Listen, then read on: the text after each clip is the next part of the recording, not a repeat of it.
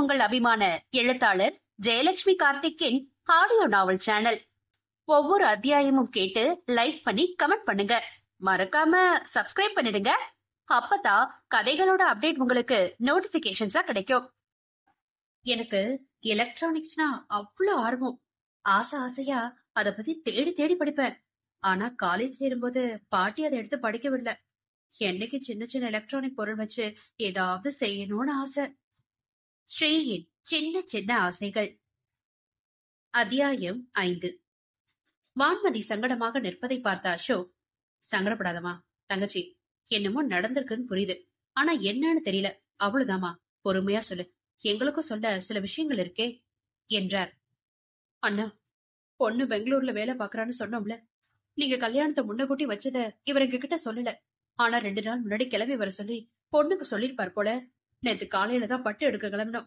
ஆனா வழியிலேயே இவருக்கு அவ போன் பண்ணி, எனக்கு கல்யாணம் ஆயிடுச்சு, அந்த கல்யாண ஏற்பாட்டை நிறுத்துங்கன்னு சொல்லியிருக்கா. கேட்ட இவருக்கு உடனே நெஞ்சுவலி வந்து வண்டியை பள்ளத்துல விட்டுட்டாரு.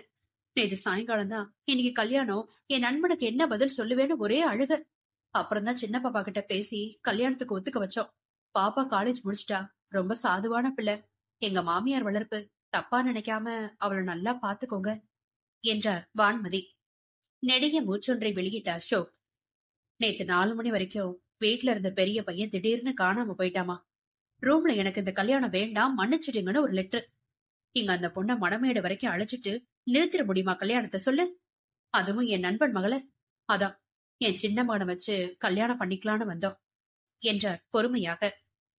நாம ஒண்ணு நினைக்க தெய்வம் ஒண்ணு நினைச்சிருக்கு. இதுவும் நல்லதுக்கு தான் விடுங்க. இனி இத பத்தி பேச வேணாம். எங்களுக்கு நீ ஒரே பையன்தான், அது எங்க தீபன் தான் என்றார் நளினி. சரியா சொன்னீங்க அண்ணி, அதேதான். எங்க தனியா மட்டும்தான் எங்க பொண்ணு. சுபஸ்ரீய நாங்க நேத்தே தலை முழுகியாச்சு என்று கோபமாக சொன்னார் வான்மதி. இனி இந்த பேச்சு வேண்டாமே என்றார் ஆதி தாத்தா.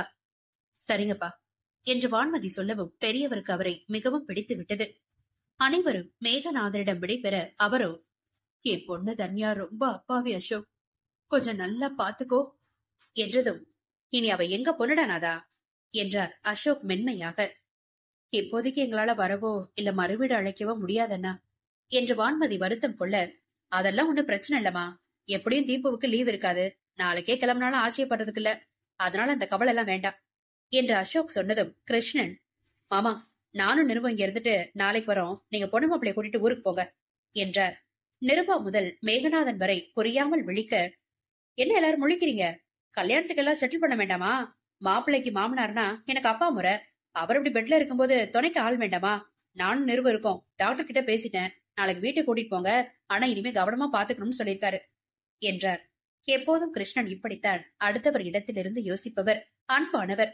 அசோக் மருமகனை மெச்சுதலாக பார்த்து, நானே என்ன செய்யறதுன்னு யோசிச்சுட்டு இருந்தேன் மாப்ள, ரொம்ப சந்தோஷம் என்றதும் கிருஷ்ணன் நிருபாவை கேள்வியாய் பார்க்க, நிருபா தன் கணவனை காதலோடு பார்த்து தன் விழி அசைவில் சம்மதம் தெரிவித்தாள். அசோக், நளினி, ஆதி, நிகிலா 4வரும் கிளம்பி மண்டபத்தை அடைய அங்கே மேகநாதனின் நண்பர் தயாராய் உணவு உண்ண அழைத்துச் செல்ல காத்திருந்தார். எங்கம்மா பொண்ணு மாப்பிளைய காணல என்று அவர் கேட்க, பொண்ணு ட்ரெஸ் எல்லாம் எடுக்க போயிருக்காங்க என்று நளினி பதில் சொல்லிவிட்டு அவர்கள் வரும் வரை காத்திருந்தார். கொஞ்சம் கலவரமான முகத்துடன் தன்யாவும் தயக்கமாக தில்லை நாயகியும் வர தீபன் எப்போது போல இயல்பாய் வந்து கொண்டிருந்தான். அனைவரும் உணவருந்த செல்லும் நேரம் வான்மதியும் வந்துவிட இவர்களுக்கு மட்டும் தனியாக பந்தி பரிமாறப்பட்டது. புகைப்பட கலைஞர், கொஞ்சம் பொண்ணுக்கு ஸ்வீட் விடுங்க சார் என்றதும் தீபன் அவரை ஏற இறங்க பார்த்தான். தன் இலையில் இருந்த மைசூர் பாகை அவள் கையில் கொடுக்க அவளோ தலையே நிமிர்த்தாமல் வாங்கி கொண்டாள். இதை போட்டோ எடுத்த அவர் இருவரையும் வேற்றுகிரக ஜந்து போல பார்வையை வீசிவிட்டு அவர்கள் நண்பர்கள் யாராவது தட்டுப்படுகிறார்களா என்று பார்க்க அங்கே அப்படி யாரும் இல்லை. ஏன் சார், பொண்ணு மாப்பிள்ள ஃப்ரெண்ட்ஸ் இருந்தா வர சொல்லுங்க, 4 போட்டோ எடுக்கலாம் என்றதும், யாரும் வரல என்று சொல்லி அவரவர் இலையில் கவனமாக அவருக்கு ஐயோ என்றிருந்தது. உணவை முடித்துக் கொண்டு அனைவரும் சென்னைக்கு பயணமானார்கள். முன் இருக்கையில் ஆதி தாத்தா அமர, பெண் இருக்கையில் அசோக், நளினி அமர்ந்து நிகிலாவை வைத்துக் கொண்டார். இன்னோவாவின் கடைசி இருக்கையில் இப்போது தீபன் அமர, அவன் அருகில் கொஞ்சம் சங்கோஜமாக அமர்ந்தாள் தன்யா. தீபன் நேற்று காலை முதலே ஏற்பட்ட குழப்பம், அண்ணனின் செயல், ஒரேடியாக அலைச்சல், மனதின் யோசனைகள் என்று அவன் கொஞ்சம் அசதியாக உணர்ந்தான். அமைதியாய் தன் கண்ணை மூடி தலையை சாய்த்து படுத்தான். சிறிது நேரத்தில் உறங்கியும் விட்டான்.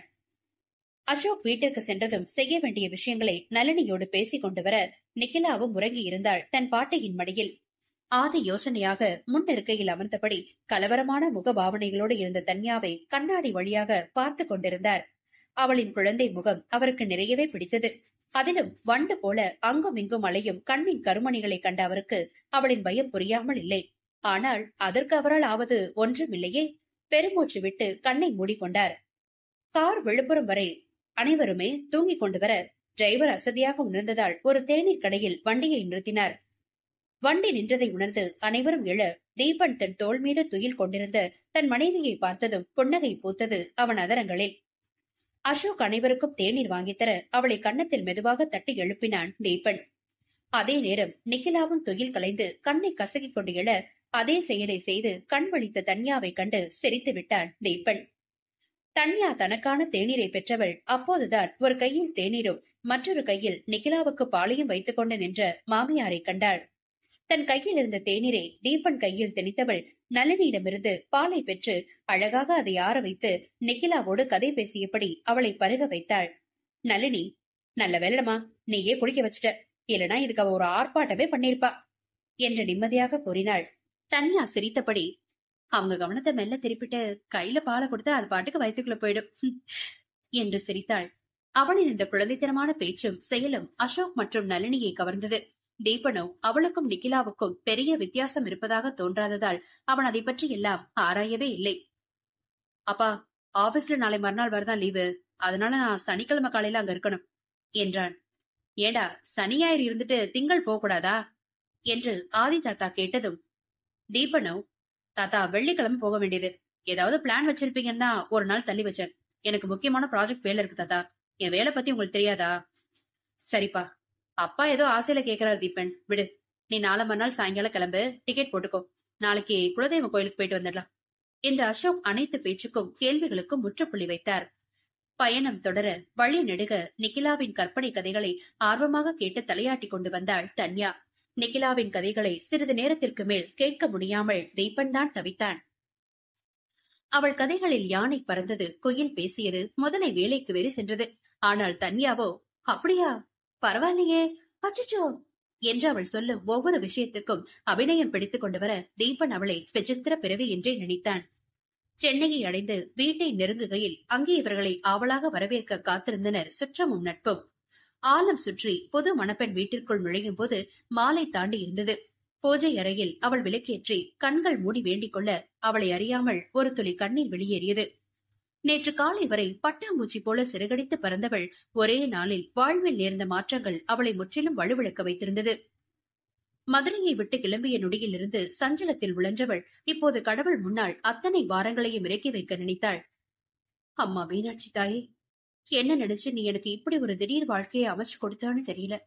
என்னால யாரும் சங்கடப்படாத மாதிரி பாத்துக்கோமா, எனக்கு நிறைய பொறுமையை கொடு என்று வேண்டி நெற்றியில் குங்குமம் வைத்ததும் நளினி சிரித்தபடி வகுட்டிலும் வைத்து விட்டார். தீபன் ஓய்வெடுக்க சென்றுவிட யாரும் அறியாத அவ்விடத்தில் கண்களில் நீர் தழும்ப நின்றாள் தன்யஸ்ரீ. இந்த அத்தியாயத்தை கேட்டு மகிழ்ந்தீர்களா? அடுத்த அத்தியாயத்தில் உங்களை சந்திக்கிறோம். மறக்காம உங்களைப் போலவே கதை கேட்க விரும்பும் வாசகருக்கு வீடியோவை ஷேர் பண்ணுங்க.